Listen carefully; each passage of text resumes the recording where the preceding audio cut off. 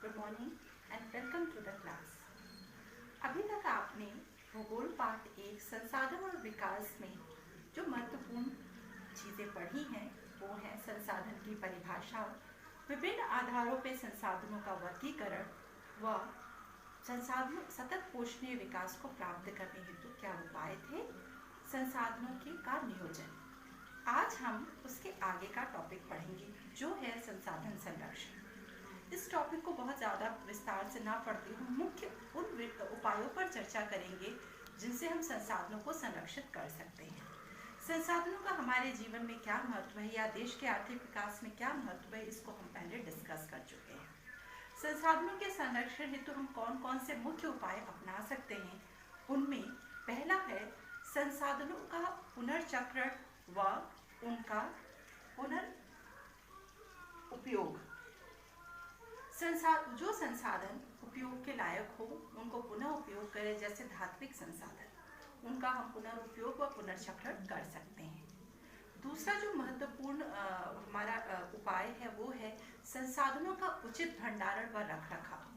संसाधनों जैसे एग्जाम्पल के लिए हम देख सकते हैं, कोयला एक ऐसा संसाधन है, अगर उसमें कहीं से भी मॉइस्चर या नमी आ जाती है तो कोयले की गुणवत्ता का ह्रास हो जाता है। तो बेहतर होगा कि कोयला जो हमारे लिए अत्यंत महत्वपूर्ण संसाधन है, या ऐसे और भी बहुत से संसाधन हैं जो हमारे पास सीमित मात्रा में हैं, उनका उचित भंडारण व उचित रखरखाव किया जाए। इसके अलावा हमारा एक महत्वपूर्ण जो है उपाय है संसाधन संरक्षण का, वह है वैकल्पिक ऊर्जा स्रोतों की खोज करना। यानी हमारे जितने भी ऊर्जा के संसाधन हैं वह बहुत ही सीमित मात्रा में हैं, और अगर हम डिटेल में बात करें तो ऊर्जा के जो संसाधन है वो बनने में लाखों करोड़ों वर्षों का समय लगता है। इसलिए हम ऐसे ऊर्जा संसाधनों की खोज करें या ऐसे वैकल्पिक ऊर्जा स्रोतों का प्रयोग करें जो हमारे पास असीमित मात्रा में है, जिनको हम नवीकरणीय ऊर्जा स्रोत कहते हैं। अब हम इसी को आगे ले जाएंगे इस टॉपिक को। हमारा सबसे महत्वपूर्ण संसाधन जिसे हम एक तरह से मानव जीवन का आधार मानते हैं वो है भूमि संसाधन।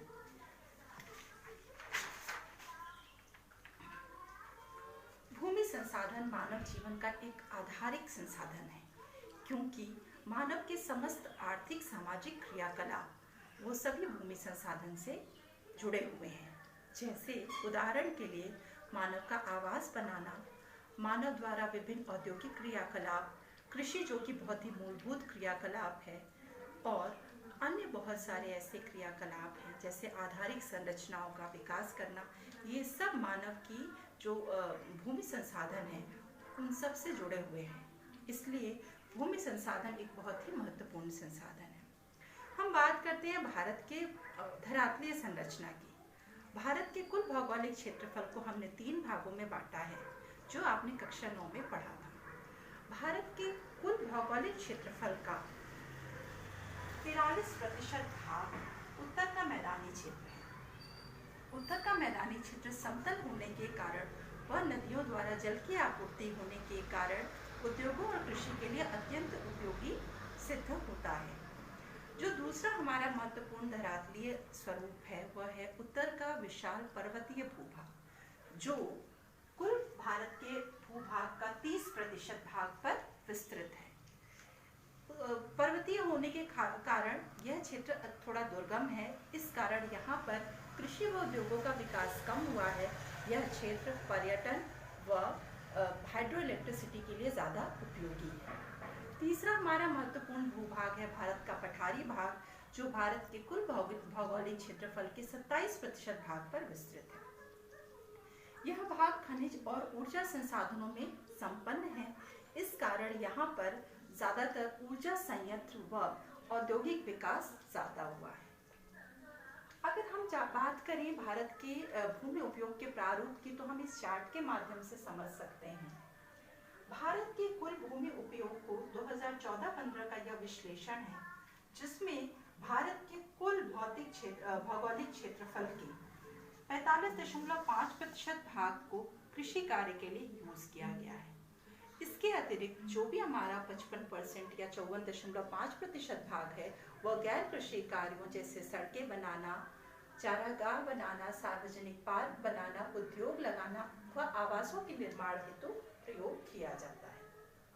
इसी को हमने डिटेल में, इसी जो हमने चार्ट बनाया उसी चार्ट को हमने डिटेल में यहाँ पर रखा है। भारत के भूमि उपयोग को हमने 5 भागों में बांटा है। पहला वन के लिए हमारी जो टोटल भौगोलिक क्षेत्रफल है वो वनों के अंतर्गत है।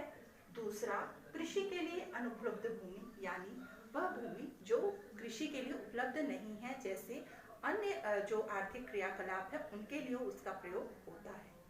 तीसरी हमारी है अन्य प्रकार पड़ती भूमि के अतिरिक्त अन्य गैर कृषि कार्यों में उपयुक्त भूमि। चौथा हमारा है पड़ती भूमि। पड़ती भूमि वह भूमि होती है जो किसी समय में कृषि के लिए प्रयोग की जाती थी, परंतु किसी कारणवश उसे कुछ समय के लिए कृषि कार्य से उस पर नहीं किया जा रहा है। और पांचवा जो सबसे महत्वपूर्ण हमारा जो भू संसाधन है, भू संसाधन का प्रयोग का जो पांचवा मुख्य जो तत्व है वह है शुद्ध बोया गया क्षेत्र। शुद्ध बोया गया क्षेत्र हमारे पूरे जो हमारा भूमि संसाधन का उपयोग है उसमें सबसे महत्वपूर्ण है शुद्ध बोया गया क्षेत्र, क्योंकि भारत की इतनी बड़ी आबादी की भोजन की आवश्यकता की पूर्ति इसी क्षेत्र से होती है। भू संसाधन हमारे लिए सबसे महत्वपूर्ण संसाधन सिद्ध होता है, क्योंकि भारत की इतनी बड़ी जनसंख्या की भोजन की आवश्यकता का जो है, भोजन की आवश्यकता को पूरा करना, उनकी अन्य आवश्यकताओं को पूरा करने का कार्य हम भू संसाधनों के द्वारा ही करते हैं। यहाँ पर हम आपको जरूर ये मेंशन करना चाहेंगे कि भूमि संसाधन और मिट्टी संसाधन में एक बेसिक डिफरेंस है। हमारे समस्त धरातलीय भाग को हम भूमि संसाधन कहते हैं, लेकिन समस्त भू संसाधन का वह भाग जो कृषि के लिए प्रयोग होता है उसे हम मिट्टी संसाधन कहते हैं। अपनी अगली कक्षा में हम भारत में मिट्टी के वितरण और विभिन्न प्रकारों का वर्णन करेंगे। आज के लिए इतना ही। Thank you so much.